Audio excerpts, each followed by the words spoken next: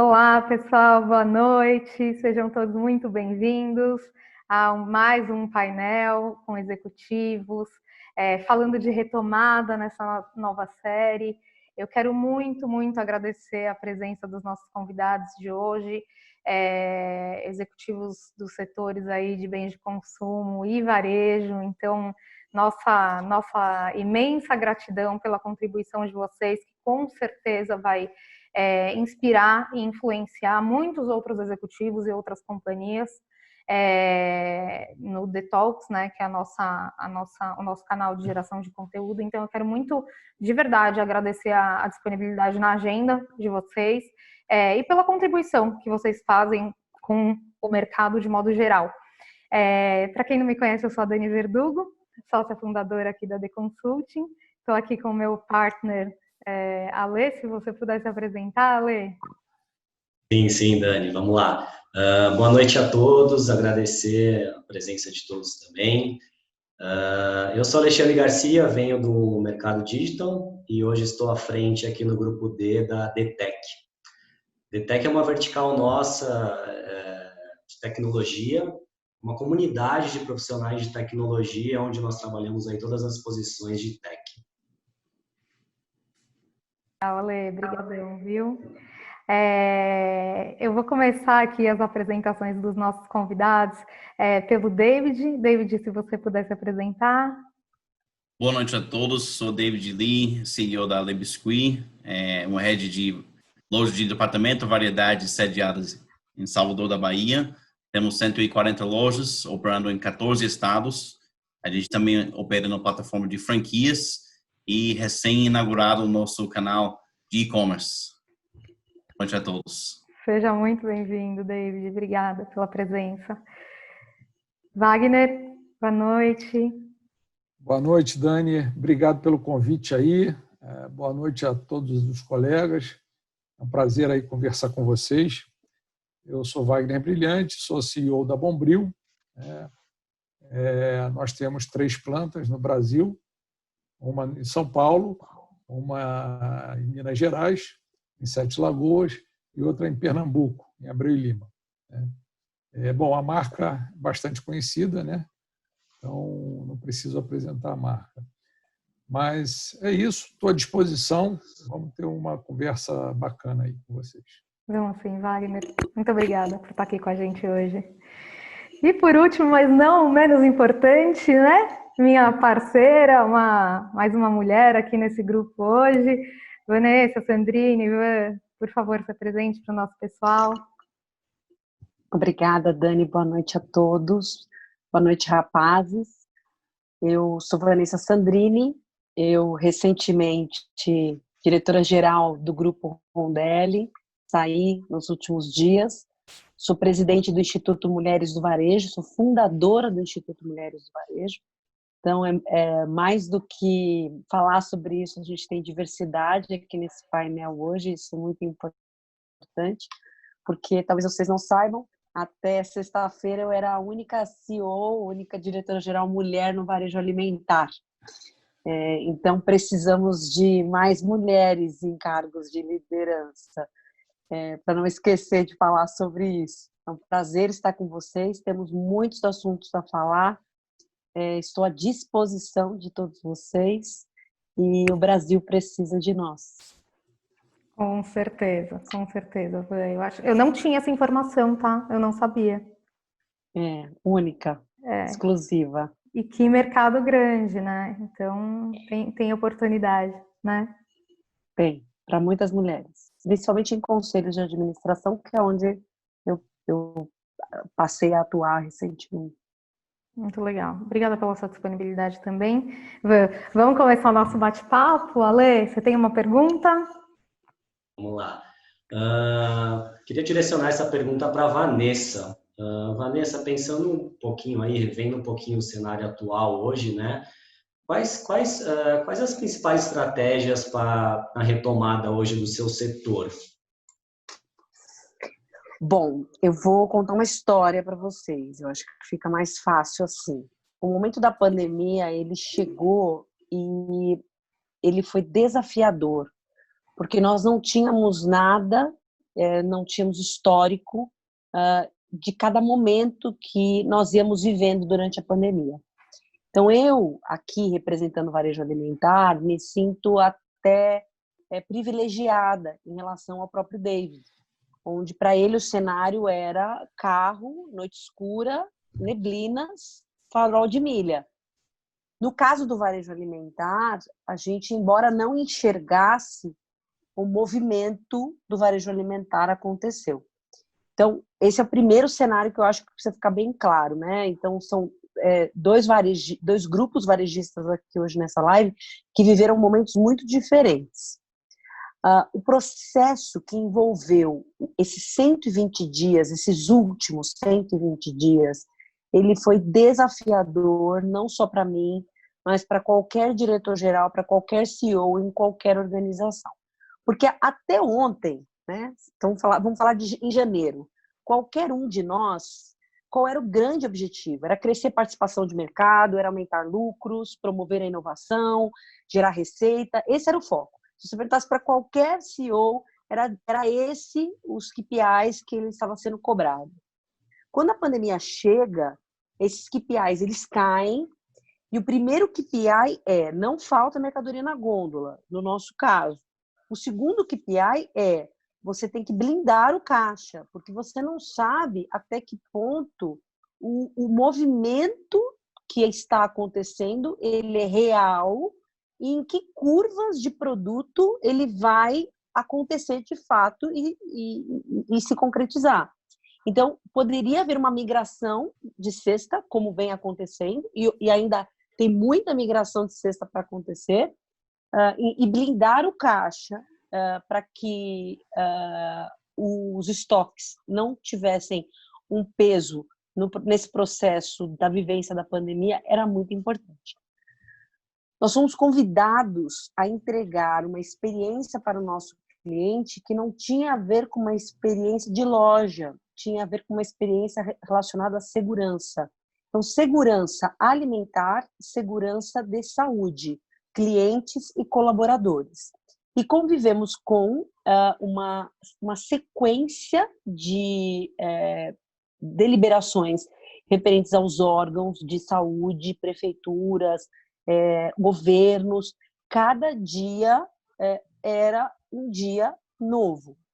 Então, a indústria talvez tenha sido muito menos impactada por isso, mas para o varejista foi uma novidade ter que lidar com tantos decretos diários.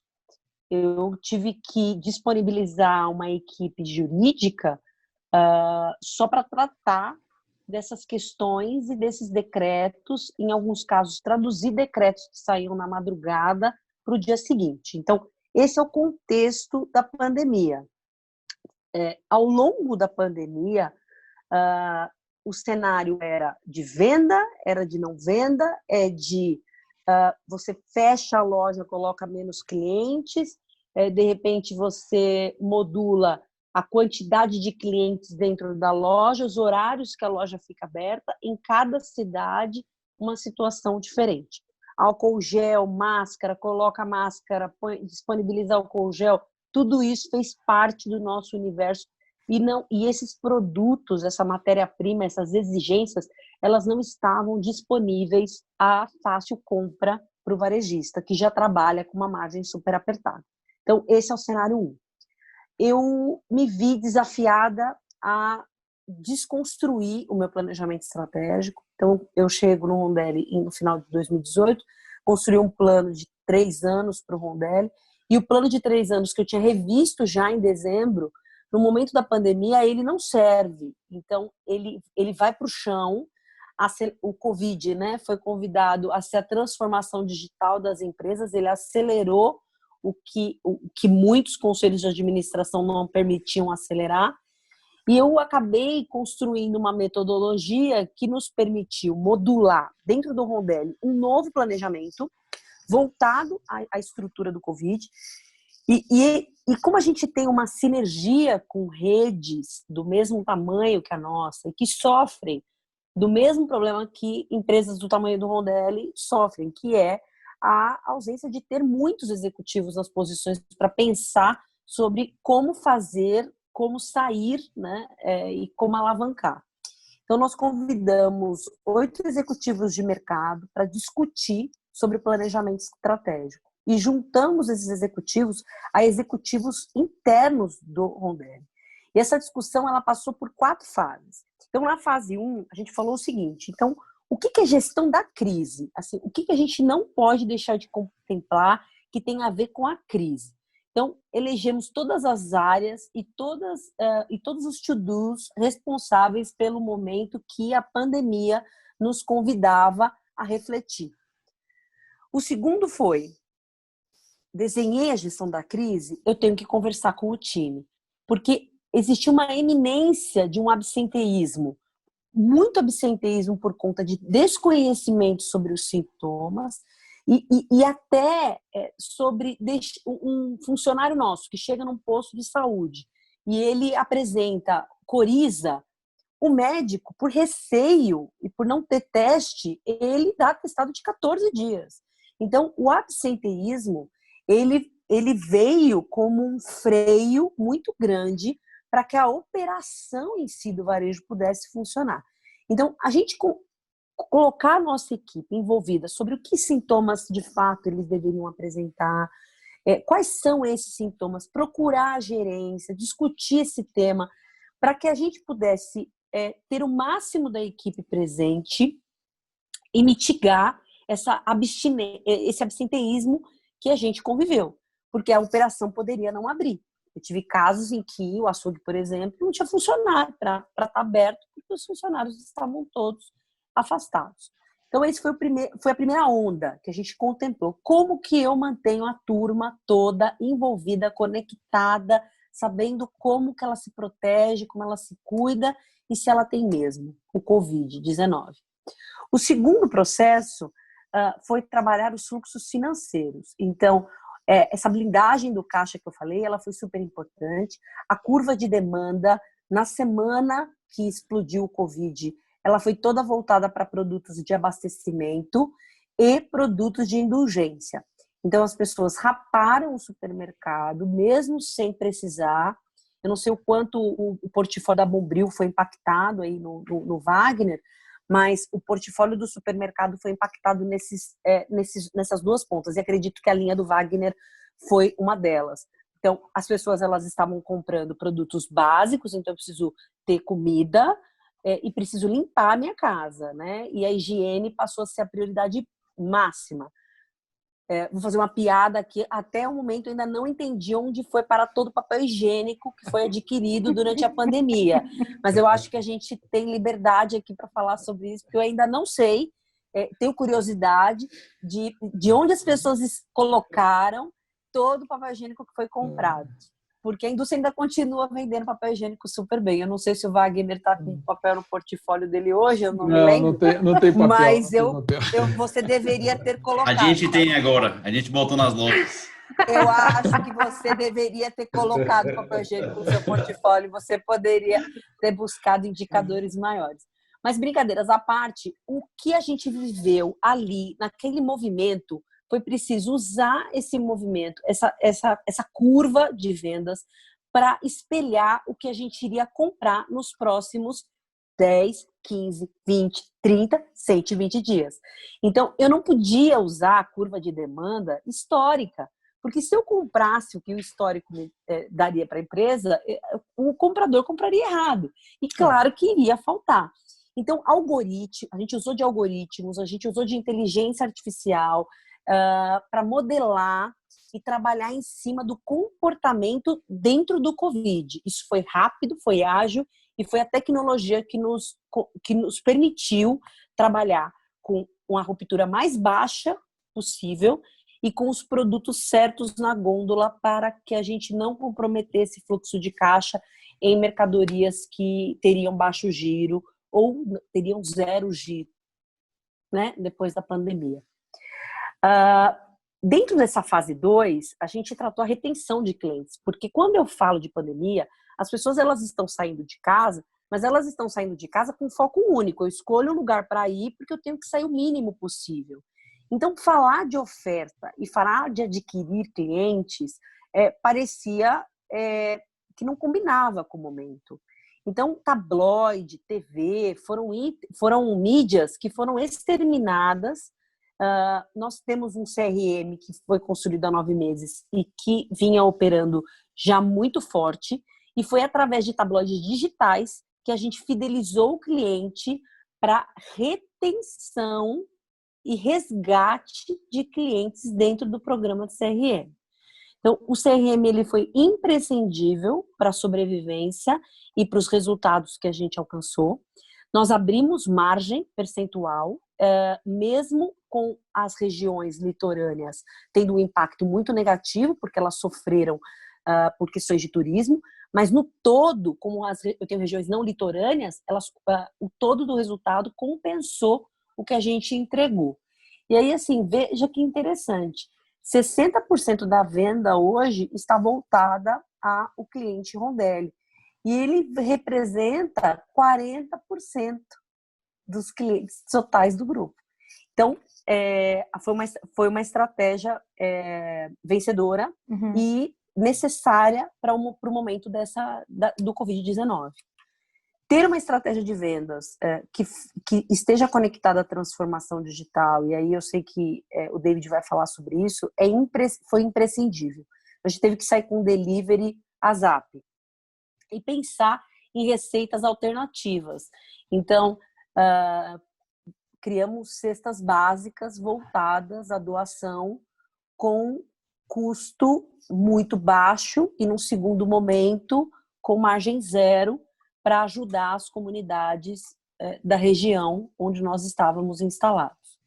E, por último, o trabalho do CRM permite ter um conhecimento do consumidor, mapear tudo o que aconteceu durante esse processo dos 120 dias e usar de inteligência artificial para modelar qual é o futuro do comportamento desse consumidor. Então, a gente cruza dados com diversos, a gente tem quase 17 índices que a gente consegue cruzar o dado desse consumidor para saber se ele é um consumidor que vai ter problemas de inadimplência ou mudança da cesta por conta da renda familiar e tratar isso, né, com inteligência para modelar o novo sortimento, o novo modelo que a loja vai oferecer para o consumidor. Esse é o ponto da virada. Então, o uso do dado para a construção deste novo portfólio, desta loja voltada a este cliente durante a recessão, que a gente não sabe ainda o tamanho que ela tem e o tempo que ela vai durar.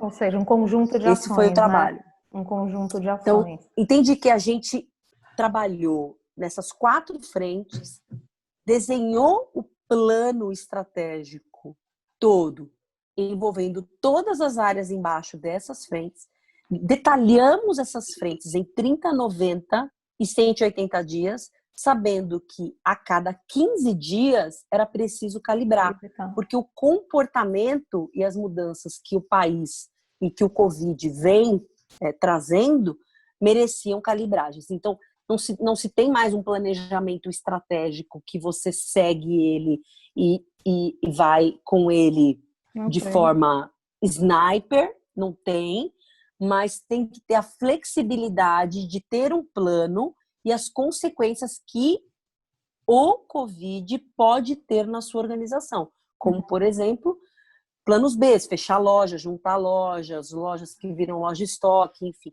E tudo isso foi contemplado nesse planejamento novo. Muito legal, obrigada. Eu vi o David concordando bastante, não sei se você quer fazer algum complemento, David. Você que também está no varejo, né?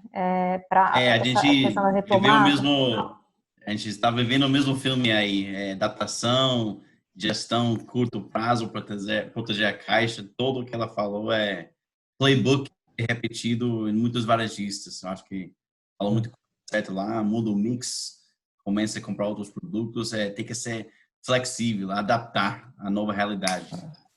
Coloca o papel higiênico na gôndola, né? Por exemplo. E arriscar umas coisas, como você falou, entrega, o WhatsApp Delivery, puxa, a gente tinha que meter o pé nesse mercado sem saber. Esse é o primeiro passo, mas é melhor tomar o primeiro passo, fazer do que esperar um mundo perfeito. E foi isso que nós fizemos. É melhor feito do que perfeito, né, David? Foi essa decisão nossa frase tomada. padrão, nossa frase na crise. Né? Lá também. Feito do que perfeito. Isso Nossa aí. também. Nossa também. Muito bom. Fala, Wagner. Não, interessante o comentário da Vanessa sobre essa demanda irracional, né? A demanda irracional realmente ela aconteceu. Eu tive a oportunidade de conversar com alguns varejistas.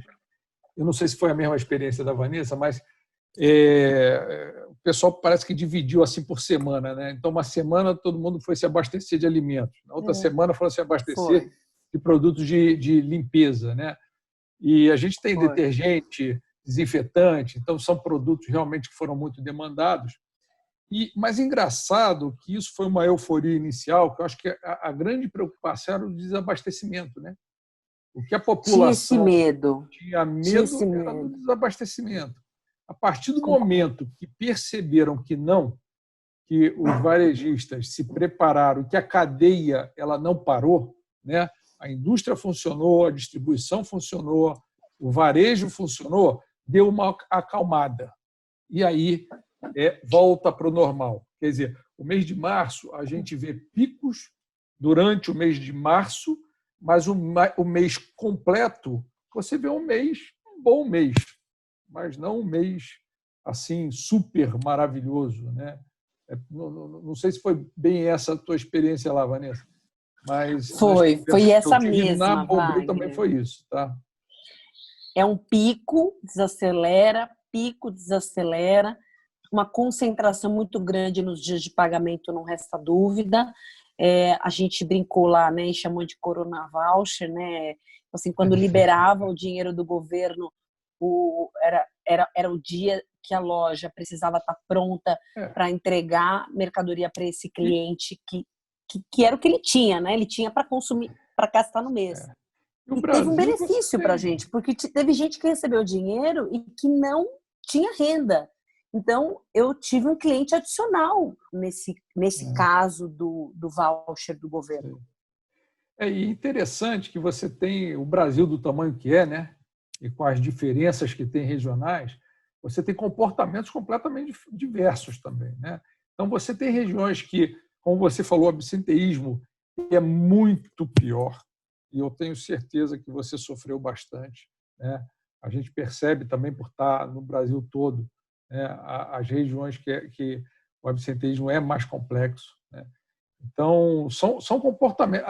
Mesmo a ajuda do governo, né, às vezes, ela é mais direcionada também para as regiões que são mais necessitadas. Então, você tem essa percepção mais clara. Talvez em São Paulo não se tenha tão claramente essa percepção de que a ajuda contribuiu tanto para mexer o ponteiro do varejo, né? Mas regionalmente você vê realmente é uma loucura. Brasil, você tem que olhar cada região de forma independente. Como um novo país. Legal. Como um novo país.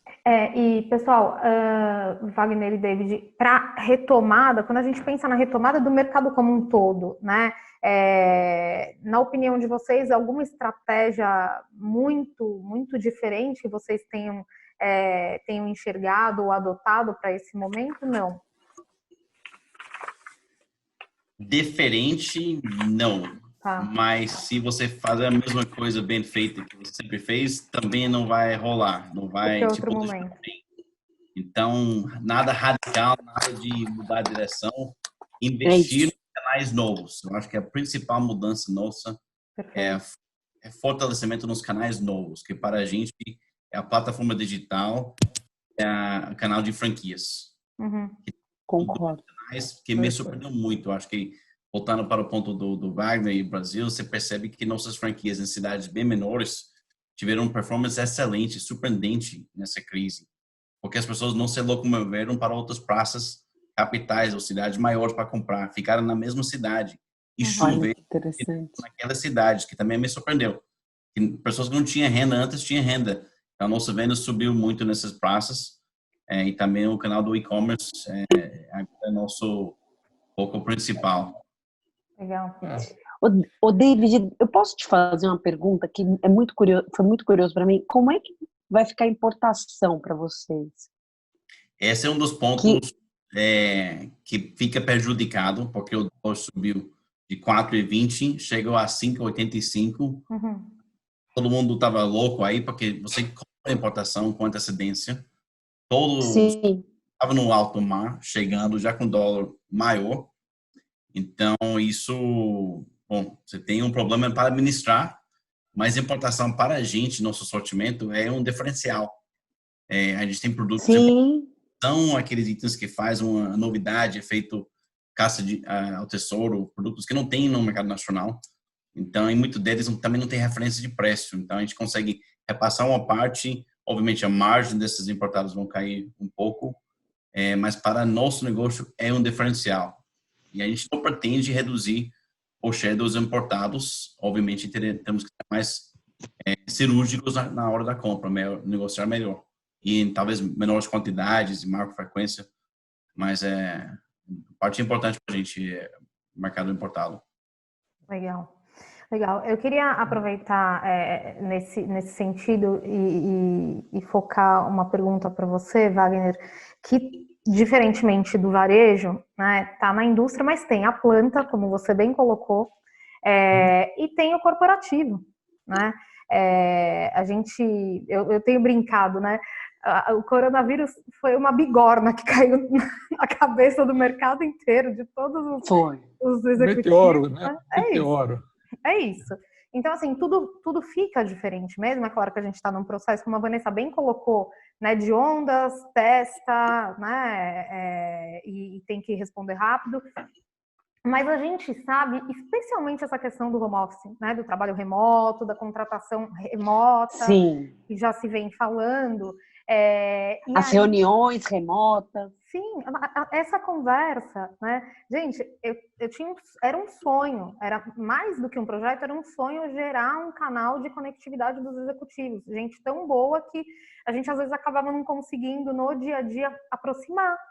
Olha aqui, né? Você em São Paulo, Vanessa agora, mas estava em Porto Seguro, David em Salvador, Wagner aqui em São Paulo. Então, olha, isso é muito bom. Mas, de todo modo, existe também um processo agora de retomada transformacional. Então, tá bom, começou, a gente está num processo, as empresas estão se organizando ainda, Sim. Mas, e aí, Wagner, eu queria muito que você falasse sobre essa questão do modelo de gestão, né? Neste momento, ele sai de um modelo controle, porque não teve outro jeito, principalmente no corporativo, e passa para um modelo de confiança. Mas, assim, tem uma mudança mais importante para a retomada. Na sua opinião, como fica esse novo modelo de gestão?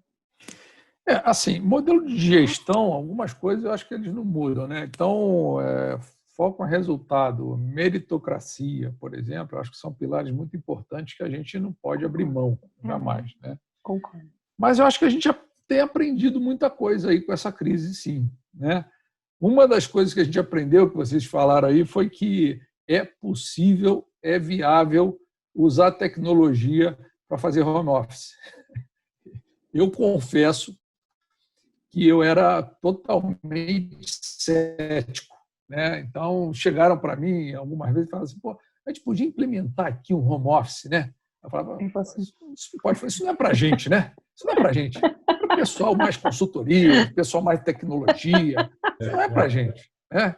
E teve que ser para a gente do dia para a noite, né? Numa determinada semana lá, aquele desespero, vai ter lockdown e não sei o quê, sabe? E a gente teve que fazer. E aí a gente descobriu que ninguém morreu, né? A gente, no primeiro dia, achou meio esquisito, a rede não estava funcionando muito bem e tal. Lá pelo terceiro dia, ninguém lembrava mais como é que era, né? E aí, que legal. Engraçado que o comportamento também, esse negócio de falar como é que vai ser gestão e tudo, tem sim, eu acho que quanto mais você tem pessoas que são organizadas, disciplinadas, são autogestores, você tem melhores resultados, né? Mas, por outro lado, a gente faz tanta reunião com esse negócio de videoconferência, que a gente senta, sei lá, 8, 8 e meia da manhã e está às 8, 8 e meia da noite, sentado, né?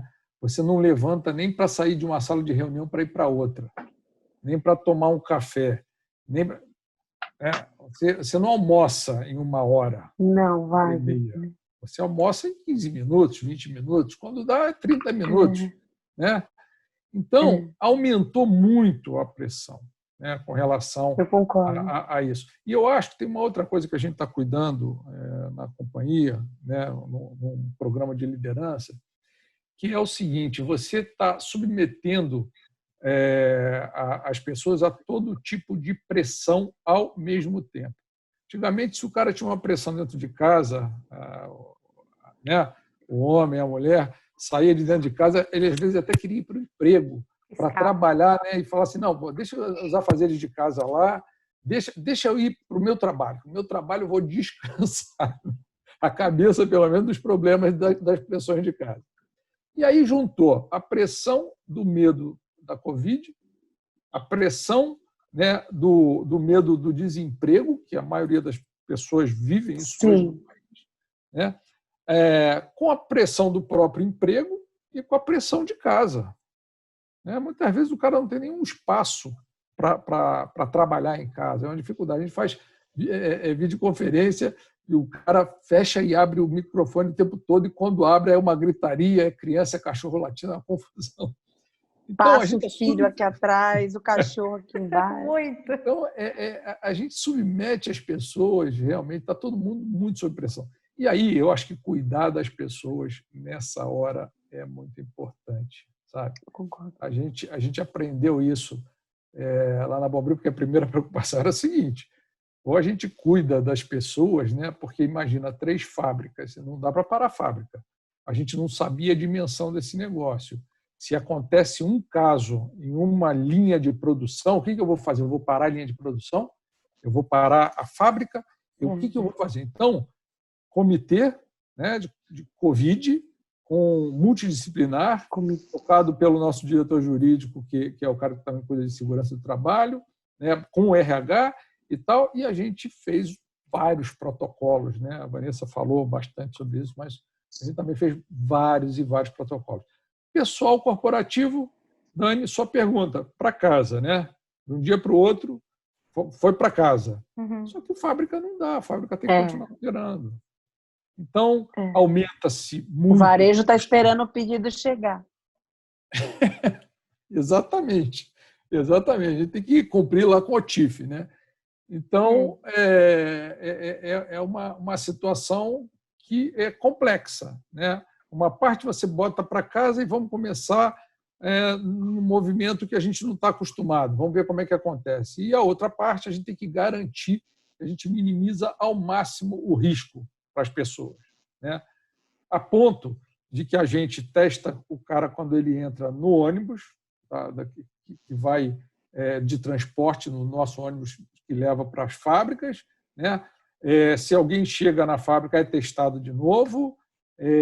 Tem todo um protocolo de qualquer sintoma, como é que faz, para onde vai, onde é direcionado.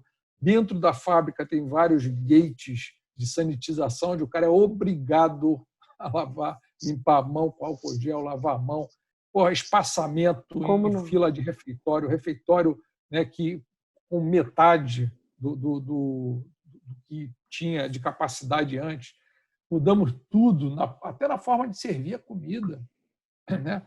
É uma loucura. Mas isso também leva a gente a refletir o seguinte: a gente tem que cuidar das pessoas, porque se a gente não cuidar das pessoas, a gente não tem, né, das pessoas e das famílias. Porque às vezes as pessoas chegavam lá e falavam assim: olha, eu me sinto mais seguro aqui dentro da fábrica do que em casa. E é verdade.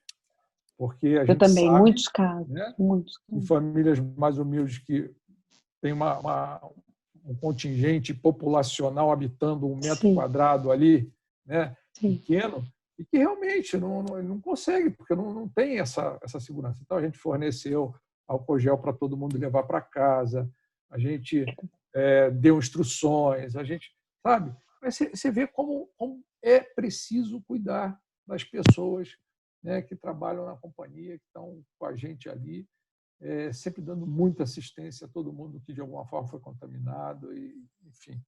Então, eu acho que em modelo de gestão, não tenho dúvida que também, né, coisas que vieram para ficar, que a gente aprendeu, o e-commerce, eu acho que teve a maior oportunidade da vida, né? Se ele não fosse agora, ele não vai nunca mais, né, se Wagner? não for agora, nunca vamos mais. desistir disso, né? Vamos desistir, porque não vai funcionar mais. Não é para nós, né? A maior oportunidade. Não. Está claro que ele não serve para o varejo, né? Alimentar principalmente. E tecnologia, né? Tecnologia realmente, agora, o fato das pessoas poderem ficar em casa e a gente fazer o que a gente está fazendo aqui, sem ser dentro de uma sala, né? Mostra que tem muita oportunidade realmente para a tecnologia. Mas eu vou só fazer uma observação aqui, que eu não contei para vocês. Estar aqui tem um pedágio, que é um encontro presencial. Obviamente, a gente não sabe quando vai acontecer. Quem não está em São Paulo, viu, David? A gente vai buscar. Mas já tem até formato, gente. É sério, já tem até formato. Estão todos convidadíssimos. A gente vai, claro, marcar com antecedência, mas acho que para comemorar o fim disso tudo, né, para vocês se conhecerem assim, pessoalmente, fica aqui já o comunicado, porque a gente sente muita falta, assim, de verdade. Tem feito bastante falta a questão do contato, né? Acho que faz falta. Não tenha dúvida. Varejo, nosso varejo, assim, o que mais sinto falta é o calor da loja, o clima da loja, faz a diferença toda. Naquele momento, nossa sede fica acima da loja, em Salvador, então, qualquer momento, como a nossa. desço para a loja, dou um giro aí, e aí é uma forma de descontrair. Eu gosto do ambiente de loja, isso aí sinto muito falta. Dá tristeza ver shoppings fechados, né? Como a gente viu. Nossa! É uma tristeza. Pensar naquele varejista ali é um negócio. Tem sido um negócio cruel, imagino para os pequenos varejistas. Assim, sim. E David, que permite captar dinheiro, assim, se fortalecer, ficar tá bem, mas tem muita gente que não tem essa verdade. E você se adaptou ao home office também, David? Você também colocou sua equipe de escritório em home office? 100% home office desde 27 de março. Funciona bem. Eu acho que todo mundo está muito feliz com essa modalidade de operação. E ao mesmo tempo, eu imagino. No home office, a gente está reformando o escritório. Então, nosso escritório era apertado. Tinha apenas 2,4 metros quadrados por pessoa. Então, é uma concentração grande de pessoas. Então, a gente viu isso, poxa, vamos aproveitar que ninguém está aqui no escritório hoje, está em reforma. 1 mês e meio de reforma para quase 5 metros quadrados por pessoa. Então, ampliamos salas, tiramos paredes, justamente para quando que voltasse, volta para um conforto, uma segurança de que, estou em um lugar com troca de ar melhor, mais aberto. Foi fundamental para reformar o escritório também. Nós fizemos isso também. Nós mudamos e viemos para um escritório que tem o dobro do tamanho. Já imagina que na retomada o time volta a crescer e tal, mas tem relação com isso também. Obrigada, Wagner. Dani, entrando um pouquinho aí, pegando esse gancho de tecnologia, até agora nós falamos muito de e-commerce, né? Muito da área de tech, né? Então, até nós aqui no grupo da BTech percebemos um aumento no número de posições, uma grande procura por profissionais de tecnologia, né? Seja um desenvolvedor, um programador. E aí, David, eu queria fazer uma pergunta para ti. A transformação digital e o uso de ciência de dados e inteligência artificial, eles entraram na agenda estratégica para você? A gente está no primeiro etapa da transformação digital. Acho que, para ser honesto, humilde. A gente já planejado nosso lançamento do e-commerce, era previsto no início do ano para 15 de julho. E a gente acabou antecipando isso para 15 de maio. Que bom que conseguimos antecipar, porque todas as peças já estavam planejadas, a gente trouxe Que ótimo. pela frente e tem sido um super sucesso. A gente tem um CRM, que é uma plataforma que foi lançada no ano passado, que nos permite a captar dados de consumo e tendências dos nossos clientes, mas a gente ainda não está na fase de aprimoração, de poder usar esses dados de forma proativa. A gente tem as promoções direcionadas para eles, conseguimos mandar o push, mandar mensagens, mas ainda chegamos a essa parte da inteligência artificial que está também no nosso roadmap aí para entrar. Então, mais do que nunca, parece que todo virou atrasado no nosso cronograma a partir do primeiro dia da crise. Todo virou atrasado naquele grupo de transformação digital. Mas que bom que já estava no nosso radar e nos nossos planos, e fizemos os grandes investimentos já foram feitos no ano passado, como a ampliação do nosso CD em Camaçari, que tem uma área exclusiva do e-commerce que já foi feito isso. Que legal, que legal. Então, a gente conseguiu acelerar toda a junção dos fios, dos interfaces do back-end para poder lançar essa agenda como lançamos. Mas ainda tem muita coisa para entrar no ar, muita coisa. E uma agenda, eu acho que não tem fim. Não tem fim. Quando você entra no formato, acho que mais do que o canal, né? No formato, porque como você bem falou, David, é uma transformação. Não é só ir lá implementar e-commerce, né? É a cultura. Pode falar. É cultural. Cultura. Fizemos nesse downtime, no nosso home office, fizemos 4 workshops, a diretoria, para tratar gestão da mudança. A gente reescreveu nossa missão, visão e valores em plena crise. A gente falou sobre cultura. Então, fizemos tudo isso agora. 4 workshops no Zoom. Igual a gente. Super legal. Igual a gente. Igual a gente. Então, a gente reconheceu que tudo que você faz é technology first. Basicamente, isso agora. E aí tem uma lista enorme de projetos que a gente vai priorizando. Vamos que vamos. E a lista de vagas também, Dani. Vamos conversar sobre várias vagas que temos aí, Alexandre. Várias vagas que a gente repassou hoje. Então. Mas eu quero muito aproveitar isso que você está dizendo e comentar que o nosso maior desafio para as posições de CTO, ou seja, o head dos heads, né, de tecnologia, tem sido justamente encontrar o executivo mais sênior mesmo, mais maduro, que conhece tecnologia, infraestrutura, o hard tech, agora já tem até hard tech, né? E o digital, a cultura digital. Esses 2 caras ainda não se falaram, são raros. São raros. Não, eu vou dizer para vocês, gente, no Brasil deve ter no máximo 15, em São Paulo são 5, são os mesmos 5. Eu até estava falando com um deles ontem. Todo head que você conversar, ele vai chegar nos mesmos.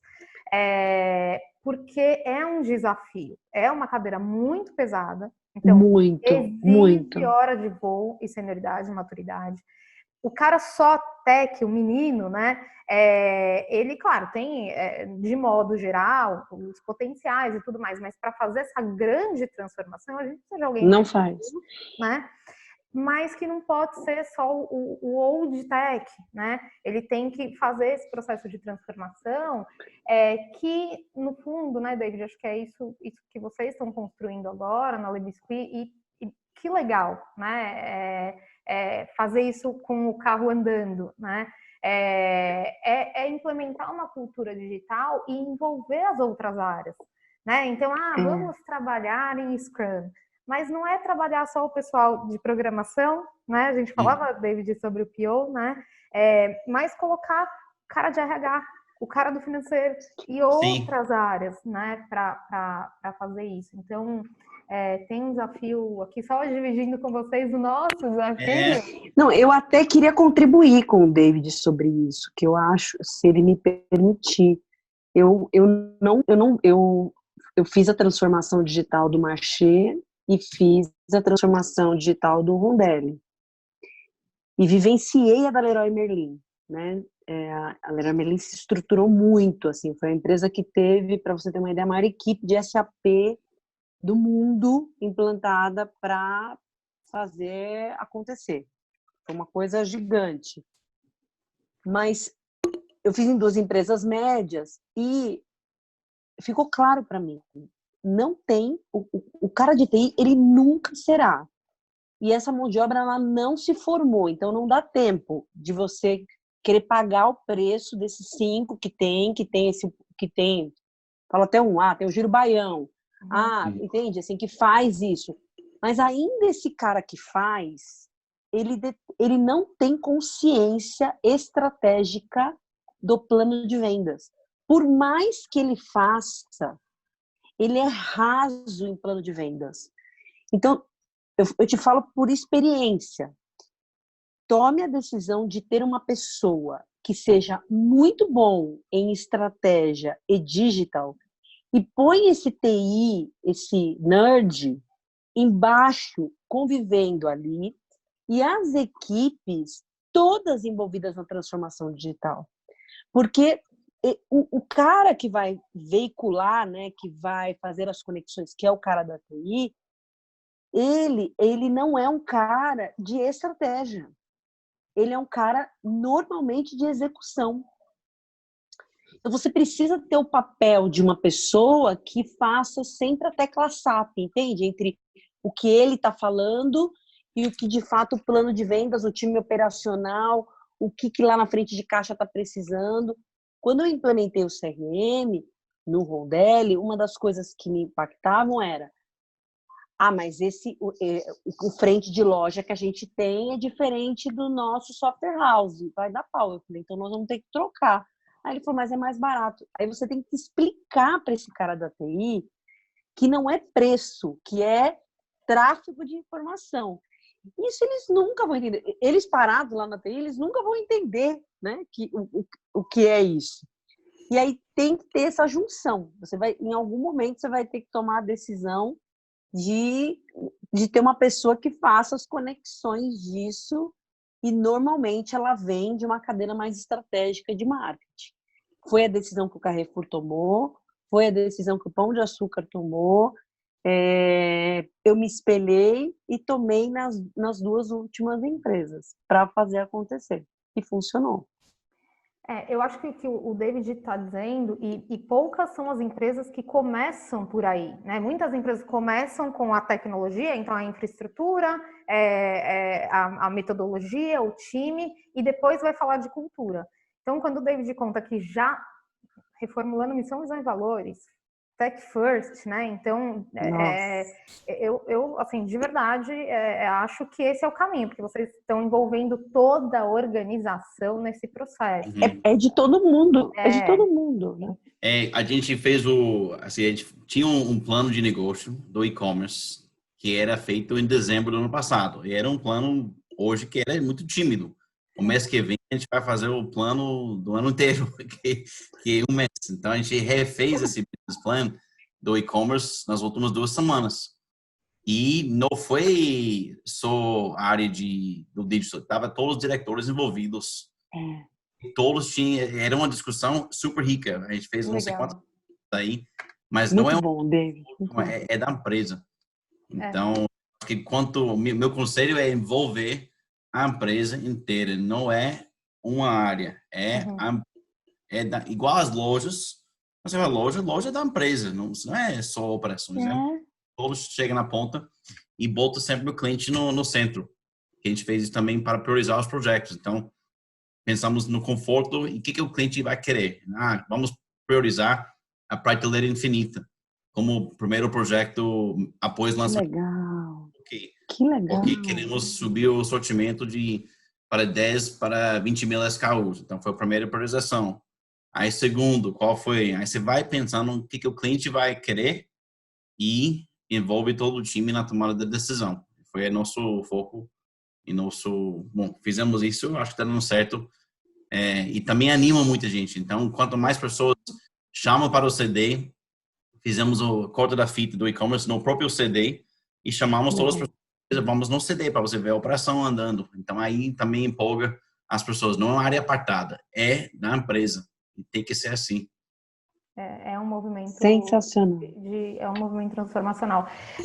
Hoje, o Ale, a gente conversava com uma empresa que um segmento que já é tecnológico e tal, não sei o quê, é uma das empresas no Brasil referência. Então, assim, trabalha sobre metodologia ágil, tem as áreas lá, fala a linguagem já de UX, PO e tal. E ela falava para a gente o seguinte: pessoal, o nosso desafio hoje é trazer um profissional de mercado e ele não ser engolido pela cultura que já é velha. Gente, olha que loucura! Quando de verdade não existem ainda profissionais maduros, porque é tudo muito novo. E são jovens também, né? São todos muito jovens. Então, assim, é um processo que se o head do negócio não promove de modo que o ecossistema se transforme mesmo, então esse pessoal que vem de fora consiga não ficar em silo, né, separado, mas consiga integrar. Acho que a integração nunca foi tão importante para as organizações como esse processo de transformação. E Dani, essa parte, muitas vezes, essa linguagem de tech intimida as pessoas que começam a ouvir palavras que nunca ouviu então você não pode ter essa barreira. Mas peraí, você fala o quê? Isso significa o quê? Afinal, o conceito é básico. É básico. Mas não pode ser complicado. Isso que às vezes afasta as pessoas que não são do tech e cria essa barreira dentro da empresa. Então, a figura do PO tem muito esse papel, né? Eu estou falando tanto do PO porque ele realmente é central para as empresas que querem integrar. E olha que loucura, né? Quando nós fizemos a metodologia da D Consulting, ela tem conceitos ágeis, inclusive, onde a gente acaba agregando valor ao longo da entrega para o cliente acompanhar e tal. E aí, o que a gente foi fazer? Todo mundo fazer curso de Scrum.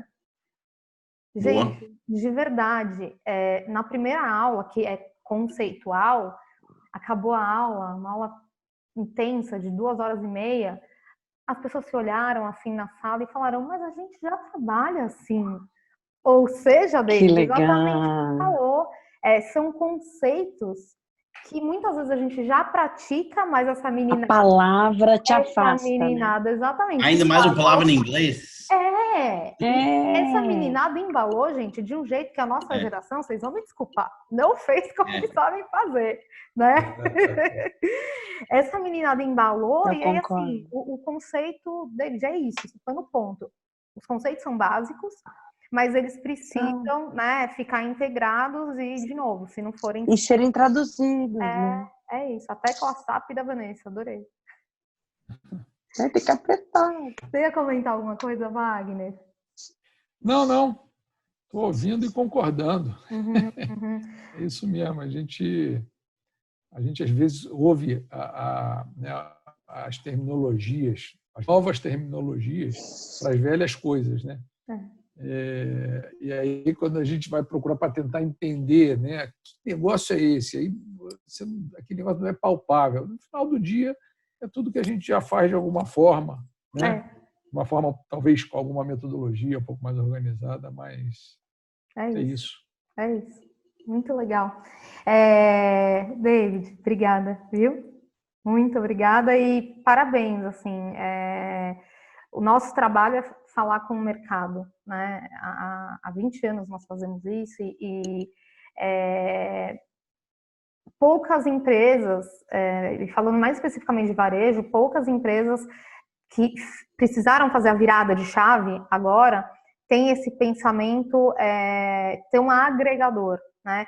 É muito corajoso, de verdade, falando para o executivo, muito corajoso entrar tão profundamente, inclusive colocar em transformação, missão, visão e valores.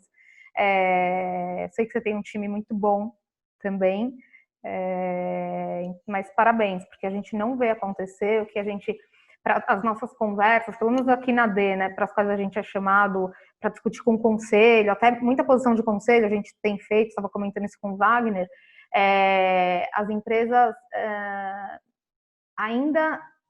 É uma grande minoria que tem esse olhar integrador, né? Acha que tem que fazer Sim. por áreas e tal. Então, assim, parabéns, viu? Obrigado. E tá vou aqui contar com a sua inspirando ajuda outras aí pessoas. da para ajudar a gente a fortalecer mais ainda esse time aí. Com certeza, com certeza. As pessoas para Fechado. Salvador, eu acho que Salvador é maravilhoso, mas às vezes é É um difícil. desafio, né? Sempre é, sempre é. Se eu tivesse localizado em Salvador, eu teria voo, para vocês terem uma ideia. Então, se sinta difícil, mas não é impossível. O problema são as cidades que ficaram com o voo complicado. Então, Salvador ainda tem voo. Tá tudo bem. Às vezes a gente tem umas vagas assim para Arapiraca. Agora tem uma que nós alinhamos ontem que é para Barcarena. Então não é Pará, né? Não é Belém, é Barcarena. É depois. E aí assim, você tem voo para Belém. Barcarena, Aí onde para tinha chegar em voo, se não me Barcarena. engano, né? Hã? Barcarena era indústria de alumínio, né? Tem, isso. Barcarena, Itaituba. Então, assim, chega de barco, mas no catamarã 2 vezes por dia. Se você não chega no horário do catamarã, é barquinho. Então, e a gente busca. Pauleira. Pauleira, mas a gente vive disso, né? Vive para isso. Mas é legal, é bacana. É legal. E quando dá o placement, né, que putz, a gente conseguiu, é uma comemoração, o sino toca, o cliente... Eu imagino. Junto, é muito gostoso. No final nós encontramos, né? É isso. Legal. Tem uma última pergunta, gente, de verdade, eu sei que eu estourei o tempo aqui. Peço desculpas, mas eu ficaria horas conversando com vocês, meu Deus. Mas queria rodar rapidamente uma última pergunta, e aí eu queria direcionar para vocês 3. Porque é uma reflexão importante, né? E aí, de retomada para frente, no tal do novo normal, né? Daqui para frente, quando a gente pensa em contratação, montar time, David, montar time, Wagner e Vanessa, o que muda no perfil ideal para vocês? Porque é fato, né? Uma grande transformação foi necessária. Daqui para frente ela vai continuar acontecendo e algumas vão se consolidar, mas para isso existe uma mudança de perfil, na opinião de vocês? E se sim, obrigada, Van, o que é o perfil ideal daqui para frente? Quando vocês forem contratar o executivo de vocês ou movimentar internamente, reconhecer, promover, quais são as características que não podem faltar daqui para frente? Podemos começar com você, Wagner. Então, acho que a primeira é resiliência, né? Eu acho que esse momento que a gente está vivendo aí mostra que executivos têm que ser resilientes nesse momento. A gente enfrentou uma coisa que ninguém esperava. Foi literalmente o meteoro que acabou com os dinossauros, né, na Terra. Quem poderia prever o que a gente está vivendo? A gente achava que isso era uma coisa do passado muito longínquo, né? Coisa de filme. Lá do início do século passado, no mínimo. Absurdo, né, um negócio desse. A gente ficou muito claro aí a fragilidade do ser humano, né? Acho que fragilidade muito grande do ser humano. Então, você realmente... A gente está botando todo mundo à prova, como eu falei antes, né? Você está colocando todo mundo realmente à prova. Tem gente que está surtando. Literalmente. Tem gente que está surtando literalmente, né? Isso é uma coisa que no dia a dia, numa situação normal, você não identificava com tanta facilidade, né? Então, hoje em dia, é um negócio realmente muito importante, essa resiliência, essa capacidade de lidar com o diferente, né? Essa capacidade de conseguir interagir independente do ambiente. Eu acho que são atributos aí que a gente vai perceber nas pessoas que a gente quer trabalhar para frente, né? Tem a capacidade de motivar time de uma forma como essa que a gente está fazendo, né? Ser criativo. Inovação é a palavra não só da moda, mas eu acho que é a palavra de verdade que a gente tem que ter em todo mundo hoje. Eu acho que o perfil tem que ser inovador. Pessoas têm que saber que não tem só uma forma de fazer as coisas, né? Tem várias formas. A gente tem que descobrir qual. O caminho, Aonde a gente quer chegar, eu acho que é mais fácil, né? Agora, como Concordo. chegar lá, não tem mais espaço para as pessoas que encontram 10 problemas para cada solução, né?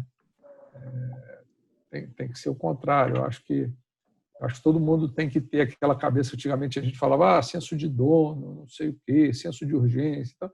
Isso é um negócio que não é mais um atributo, é uma necessidade básica. Hoje tem que ter, é questão de sobrevivência, né? Tem que ter uma inteligência emocional aí para lidar com isso. Falar, pô, é aquele executivo, né, executivo, colaborador, que a gente vê que a gente bota uma coisa assim que a gente mesmo está falando assim, pô, esse negócio vai ser complicado.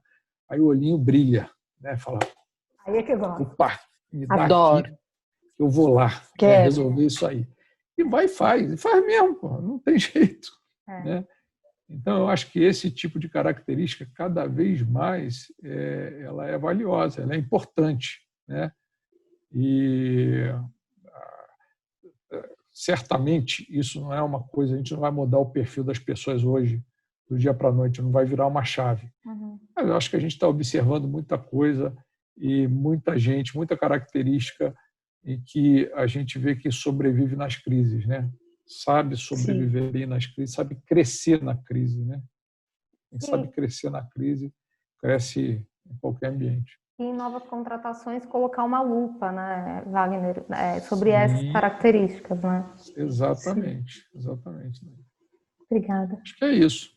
Obrigada, viu? David, e para você? Concordo com o Wagner. Resiliência foi uma palavra-chave que usamos nesses tempos para motivar e até explicar para as pessoas o que é resiliência. Adaptabilidade, um profundo reconhecimento da realidade em que você se encontra. Essas são duas características de pessoas que são resilientes. Então, mas também saber onde você está pisando. Eu descobri talentos na empresa nesse momento de pandemia, que me inspirou. Tem pessoas que realmente me inspirou e aqueles dias que não vai abrir loja, teve gente lá fazendo venda pelo WhatsApp Delivery e surpreendendo pela força de determinação. Incrível. Me inspirou e me energizou muito.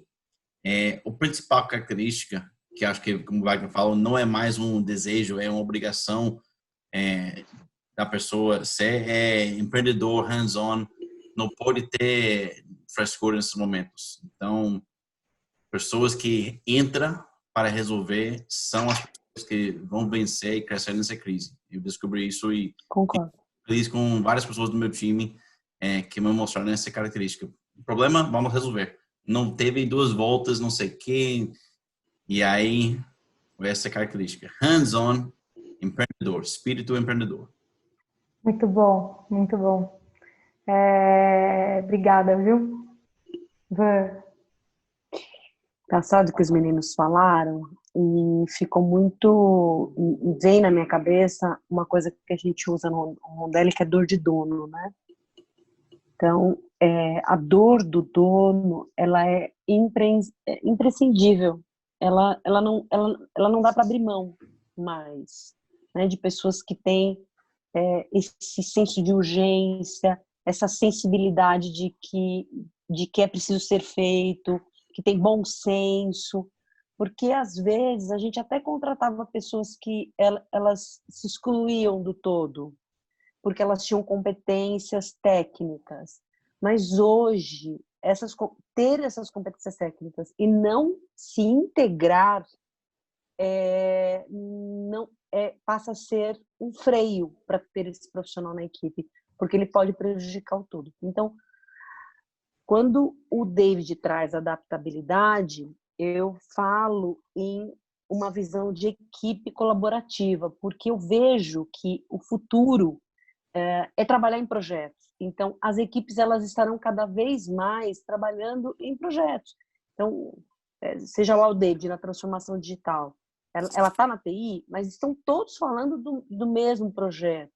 Então, trabalhar em time e ter uma visão transversal sobre a empresa e sobre os impactos da sua área, né? A passagem do bastão um para o outro, ela é inevitável, porque é a sobrevivência de uma organização hoje.